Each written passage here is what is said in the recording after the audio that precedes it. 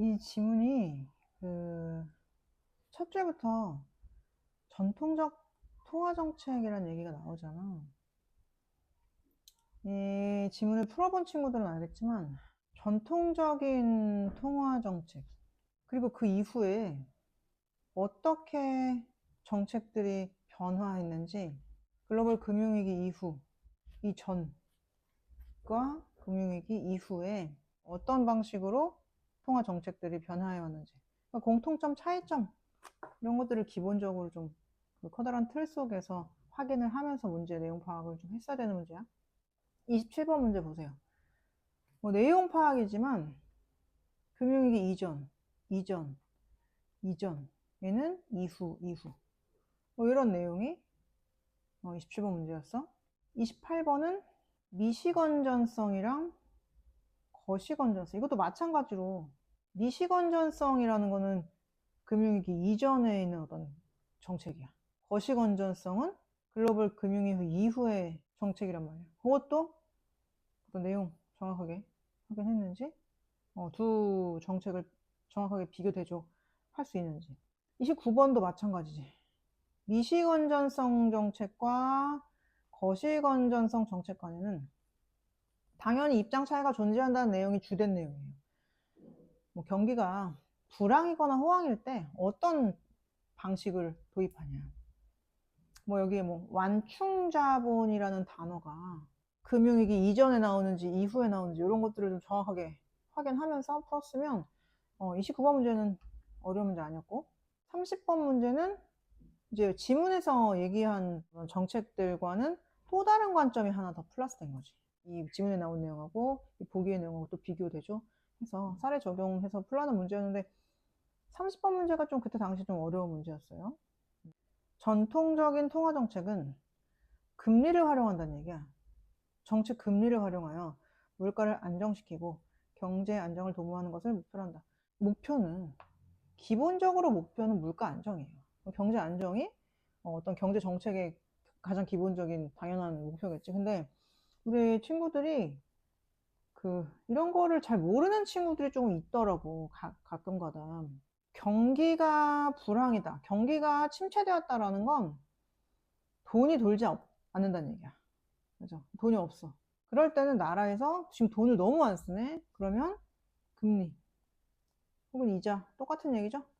금리를 높이냐 내리냐? 내리죠. 요거는 좀 기본적으로 우리 애기들 알고 있어야 돼. 금리를 내려요. 이자를 내려. 그러면 뭐가 쉬워져요? 은행 대출이 원활해지기 시작해. 은행 대출이 잘 되면 뭘 하기 시작해? 은행에서 대출을, 이자가 싸니까. 그죠? 이자가 얼마 안 돼. 많이 빌려도 얼마 이자를 안 내도 돼. 그러니까 대출을 우리가 많이 할 수 있어. 그러면 뭐야? 그 빌린 돈으로 무언가를 막 사겠지. 사업을 시작하겠지. 뭔가 일을 더 벌릴 수 있단 말이야. 그러면 경기가 살아나. 뭐 이런 기본적인 어떤 메커니즘, 요 정도는 좀 상식적으로 알고 있어야 되는데, 지문에 그 내용이 나오긴 했어요. 하지만 당연히 알고 있어야 되는 거예요. 그럼 반대로 경기가 너무 호황일 때는, 호황이라는 거는 사람들이 너무 돈을 많이 쓰네, 너무 사치를 많이 하네, 돈이 너무 많아, 우리 사람들 너무 지금 배가 불렀어. 그러면 반대로 은행 이자를 어떻게 해요? 올려. 이자를 내렸을 때보다 이자를 은행에서 올리면 우리는 대출 받기가 어려워져. 왜? 똑같은 돈을 대출 받아도 이자를 많이 내야 되니까 내가 나가는 돈이 많잖아. 그러니까 대출을 할 수가 없어. 그러면 사람들이 돈을 쓴다, 못 쓴다? 못 쓴다. 그러면 경기가 다시 너무 업됐던 경기가 살짝 차분하게 떨어진다. 요 기본적인 금리를 활용해서 물가를 어떻게 안정시키냐. 이거 둘 다 결과적으로는 물가를 적절하게 안정시키기 위한 목적을 갖고 있다는 거예요. 그러니까 정책 금리를 활용해요. 당연히 지금 선생님 방금 얘기한 거야. 물가를 안정시키고 목표로 한다. 중앙은행은, 이 얘기가 지금 여기에 단 몇 줄로 나와 있는 건데 당연히 알고 있어야 되는 내용이야. 경기가 과열되었을 때 뭐야? 돈을 너무 많이 써. 금리를 뭐 한다? 인상을 해서 돈을 못 쓰게 해. 그러면 차분해져. 경기가 진정된다. 정책금리가 인상되면 또 시장금리도 높아지는, 뭐 당연히 뭐 똑같은 얘기라고 생각하면 돼요. 그러면 대출 못 받아. 대출 감소가 돼. 그럼 신용공급이 축소된다는 건 사실 돈이 많이 돌지 않는다는 얘기예요. 돈을 많이 쓰지 않는다는 얘기예요. 너무 지금 과열돼 있어. 사람들 돈 너무 많이 썼을 때 금리를 인상시켜서 경기를 안정시킨다라는 게 이 얘기야. 신용공급의 축소는 돈이 지금 이제 돈을 이제 좀 덜 쓰게 하는 거지. 못 쓰게 하는 거지. 경제 내 수요를 줄여. 뭐야? 좀 그만 사야 돼. 그러면 물가가 안정되겠지. 많이 사지 않으니까. 그래서 경기가 진정된다. 반면 경기가 침체되었을 때는 반대의 과정. 어떤 과정이 있어? 당연히 이거 알고 있어야 된다고 했어. 금리를 낮춰서 신용공급을 막 확대시켜. 그러면 물가가 또 너무 위축되어 있던 물가가 조금 더 살짝 풀어지면서 안정이 된다는 얘기죠. 이 문단. 금융을 전통적 경제학에서는 아직까지 그 전통적 경제학이야. 근데 통화정책의 전달 경로로만 보는, 뭔가 역할이, 금융이라는 역할이 좀 제한적이죠. 통화정책의 전달할 수 있는 그 경로로만 보는 전통적 경제학에서는 금융감독 정책이 그 개별 금융회사의 건전성 확보를 통해, 개별 금융회사라는 건 뭘까? 그냥 은행, 각각의 그냥 개별 은행 같은 거 아닐까? 은행의 건전성 확보를 통해 금융 안정을 달성해야 하는 미시건전성 정책에 집중해야 한다. 그러니까 뭐야? 뭔가 금융 안정을 하기 위해서는 각각의 개별 회사, 은행, 개별 금융회사가 건전하기만 하면 금융이 안정될 거야. 이게 뭐야? 미시건전성. 미시라는 건 되게 작은, 시야가 좀 작게 돌아가는 거죠. 미시건전성 정책에 집중한다고 봤다. 이러한 관점은 금융이 이게 아니라, 직접적 생산수단이 아니라 뭐로만 봤다고?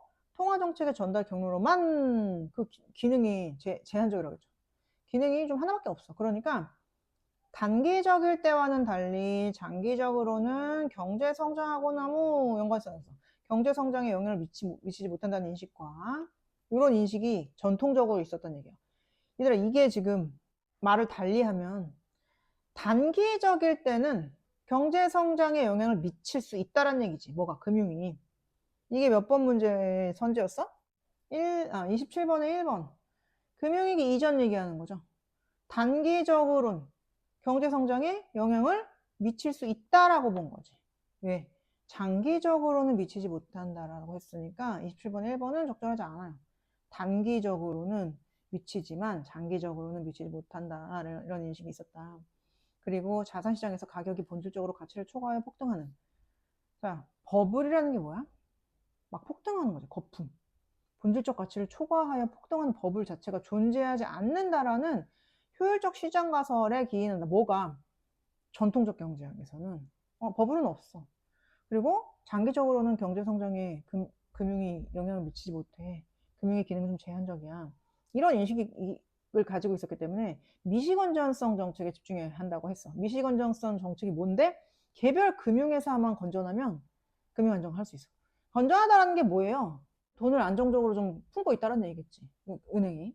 그러니까 27번에 2번도 봐봐. 이전에는 개별 금융회사만 건전하면 금융 안전된다고 했어. 금융 안정적이라고 했어. 그러니까 2번도 아니라고 보았다라고 하면 안 되죠. 금융 안정이 달성된다고 보았다라고 했으니까 27번에 2번도 틀렸다.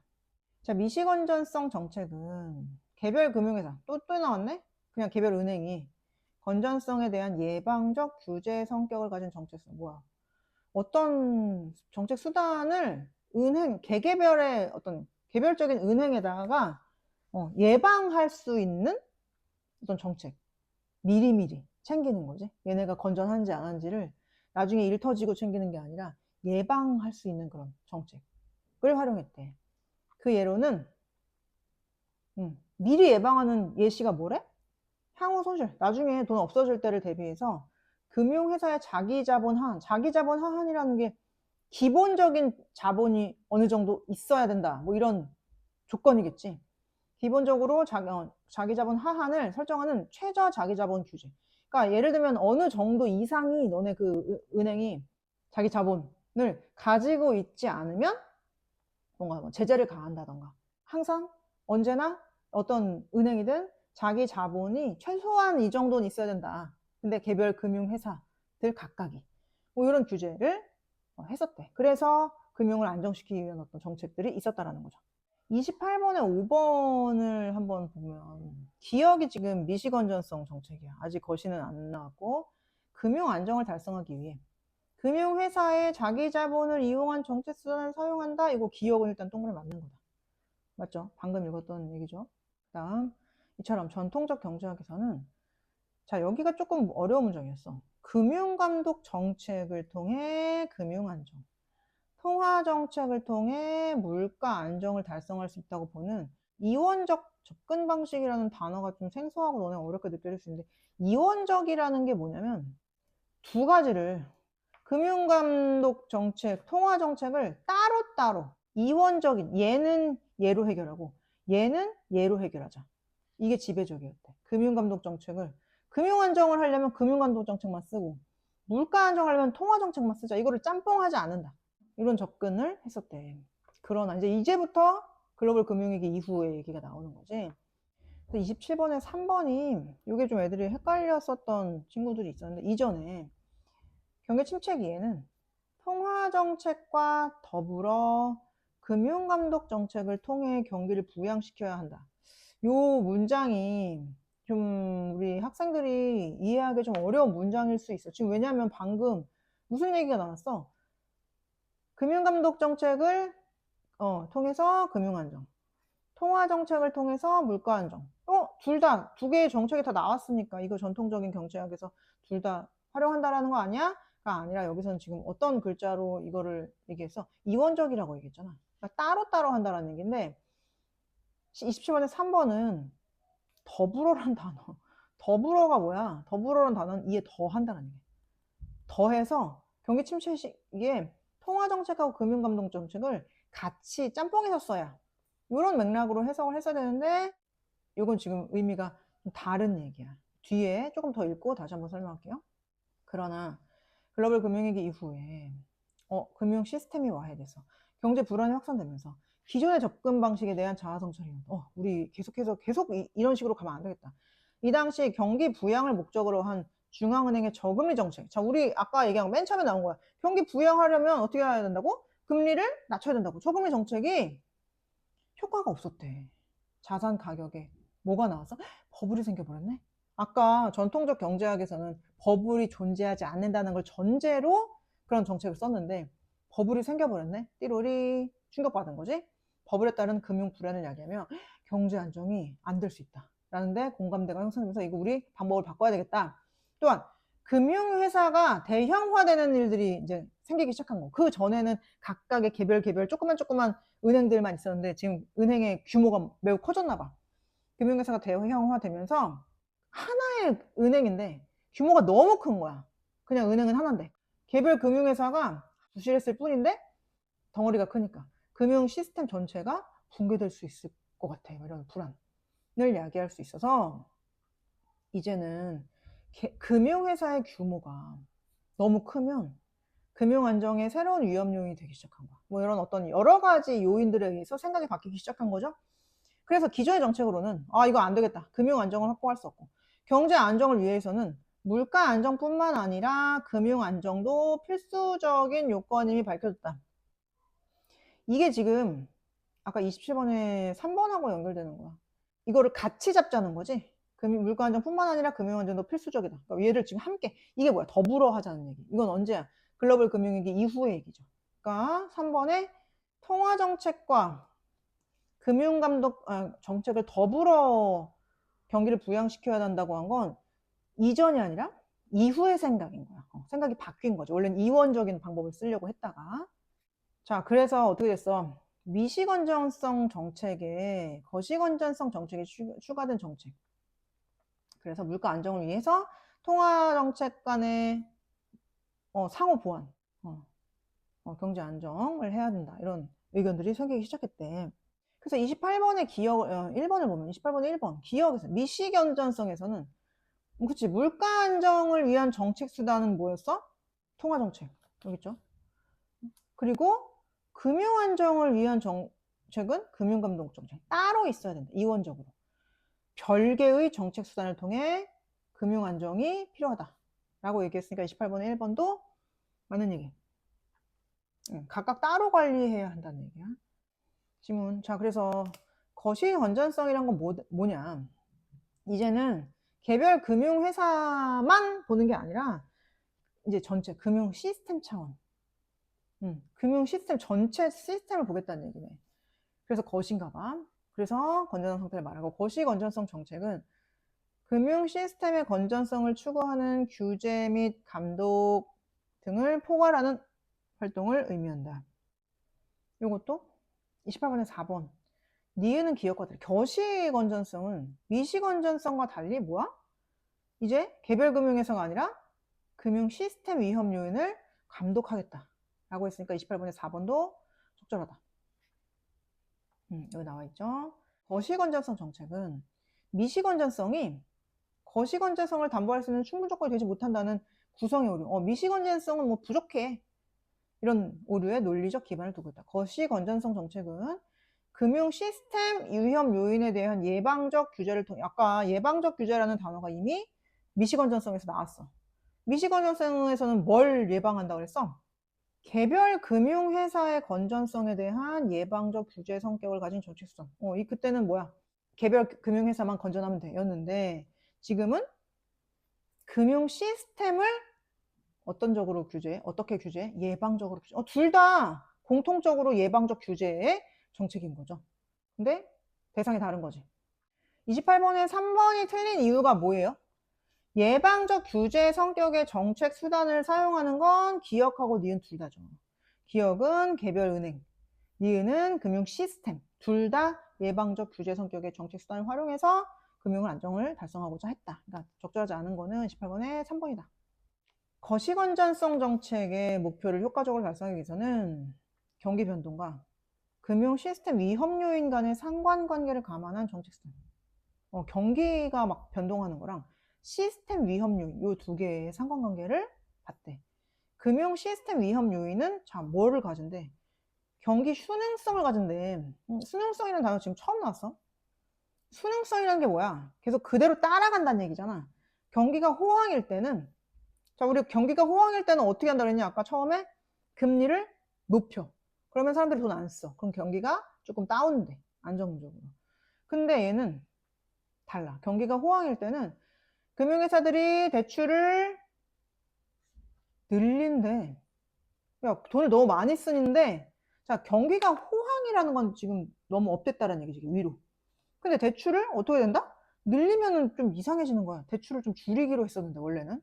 늘려서 신용공급을 팽창한데, 공급이, 돈이 더 많아지는 거야. 지금 호황인데.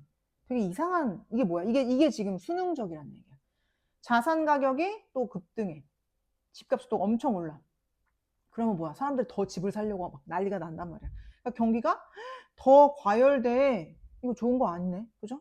그리고 불황일 때는 뭐야? 반대래. 사람들이 돈이 없는데 대출 더 안 해줘. 그러면은 자산 가격이 또 어떻게 돼? 되게 떨어지겠지. 그럼 더 위축되는 그런 안 좋은 상황이 거의 악순환이 된다는 얘기야. 이게 지금 여기서 어떤 단어로 나왔어? 경기 순응성을 가진다라는 단어로 나온 거야. 자, 그러니까 27번에 4번을 봐봐. 금융위기 이후에는 정책 금리를 인하하면 어떻게 돼? 아까처럼 대출이 더 늘어나. 신용 공급이 팽창돼. 또 문제가 생기겠지. 그래서 이를 완화할 수 있는 정책 수단으로 완충자본제도 뭐 이런 다른 제도가 나왔대. 그러니까 27번에 4번 보면 정책금리 인하가 더 안 좋아지는 상황이 될 수 있다라고 본 거니까 맞는 얘기. 그러니까 28번에 2번도 맞네. 경기 순응성을 완화시키는 정책 수단이 뭐 완충자본 제도 같은 게 필요하다라는 얘기니까 2번도 맞다.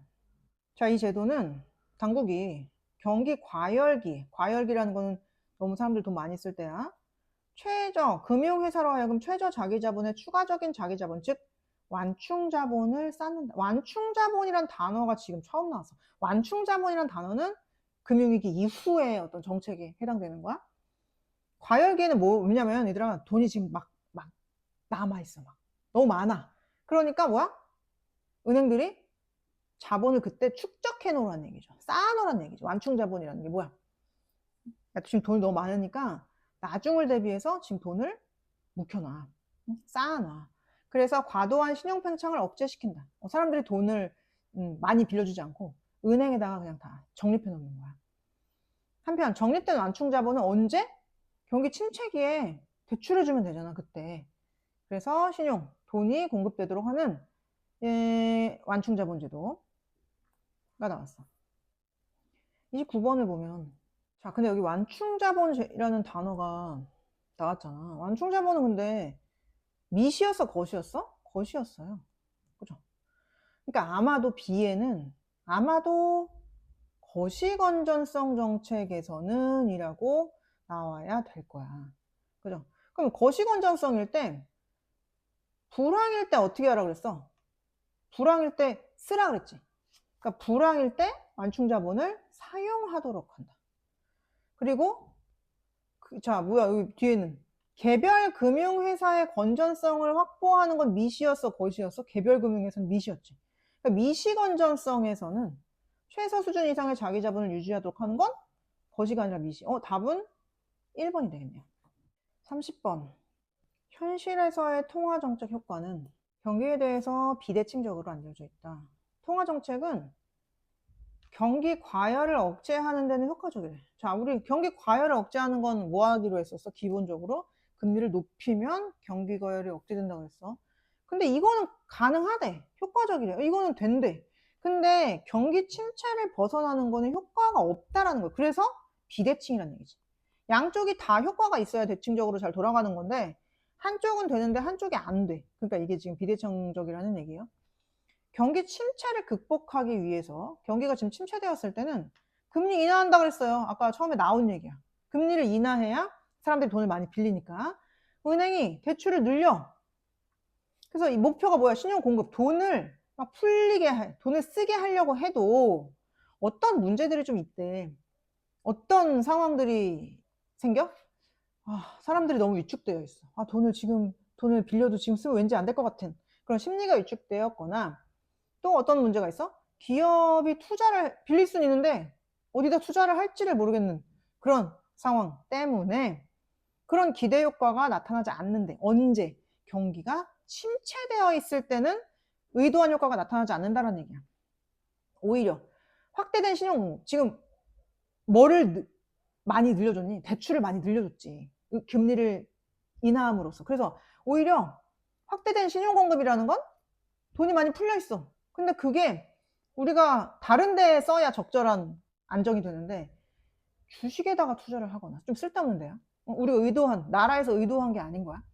주식이나 부동산 등 다른 시장으로 너무 과도하게 유입돼서 의도치 않은 문제. 야, 봐봐, 얘들아. 주식에다가 막 몰빵을 하거나 대출받아가지고 부동산에 막 투자를 막 하면 여기서 또 어떤 상황이 일어나게 되니? 버블 같은 게 일어나는 거야.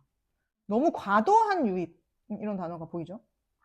그러니까 우리가 그 당국에서 의도한 결과가 아닌 거지. 그래서 이런 거를 경제학자들이 뭐라고 부른다? 경제 주체들 우리야. 비대칭적으로 반응해. 뭐야? 호황일 때는 우리가 말을 잘 듣는데 불황일 때 끌어올리려고 아무리 나라에서 노력을 해도 안 돼. 위로 올리려고 해도 올라가지 않는 상황. 끈 밀어 올리기. 되게 힘든 거래. 이는 끈을 당겨서 아래로 내리는 건 쉽지만 밀어서 위로 올리는 건 어렵다는 것을 이렇게 얘기한다. 이게 뭔가 의도와 다르게 효과가 비대칭적이라는 얘기를, 이런 표현을 쓴 거죠. 30번에 1번 보면 경기 침체기에, 그죠? 이게 뭐야? 과도하게 부동산에 몰려. 뭐야? 자산 가격 버블이 발생하는 경우가 바로 이런 경우라는 얘기야. 끈 밀어 올리기가 실패한 거지. 1번은 맞는 얘기. 2번, 침체되었을 때 아까 지금 여기 나와 있네. 정책금리를 인하해가지고 경기를 부양하려고 했지만 사람들의 소비 심리가 위축되었기 때문에 의도한 효과가 나타나지 않는다. 그러니까 경제 주체의 심리에 따라서 달라진 결과가 되는 거죠. 맞는 얘기. 4번, 통화정책 효과가 경기에 비해 비대칭. 자, 지금 정책을 했는데 뭔가를 방법을 썼는데 비대칭적이라 그랬어. 내리는 건 쉬운데 올리는 게 어려워.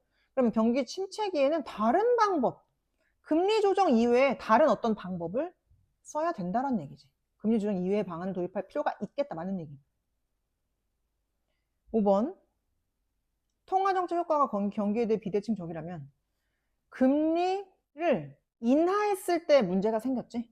정책금리를 인상하면 공급이 축소되겠지. 그럼 경기가 더 버블처럼 막 올라가지 않고 경기가 다운되겠죠.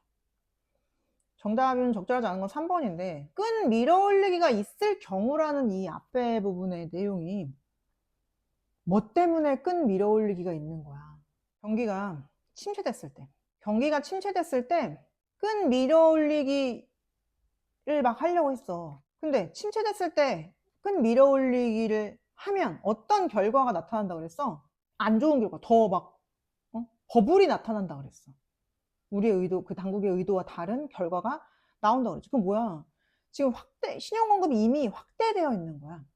대출을 늘려가지고 경기 침체를 극복하기 위해서 대출을 늘렸을 때 오히려 확대된 신용 공급이 이상한 대로 과도하게 유입돼서 자산 가격 버블이 일어난 상태인 거야.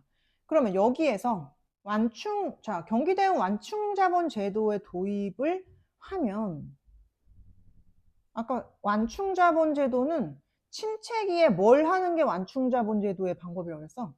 침체기에 대출을 더 늘려준다 그랬어. 원래 쌓아놨던 돈을 사람들이 돈이 없을 때 더 대출을 막 풀어주는 거야. 돈을 막 너네한테 쓰라고 빌려주는 거야. 싸게. 그렇게 되면 어떻게 되겠어? 대출이 더 많이 늘어나면 또 어디로 확대된 돈들이 어디로 가겠어? 더 이미 지금 버블이 일어난 상태에서 더 대출을 늘려면 더 안 좋은 결과가 나오겠지. 그래서 지금 3번은 완충자본제도의 도입을 여기다 하면 또 안 좋은 상황이 계속된다. 악순환이 계속된다. 그래서 3번 적절하지 않아요.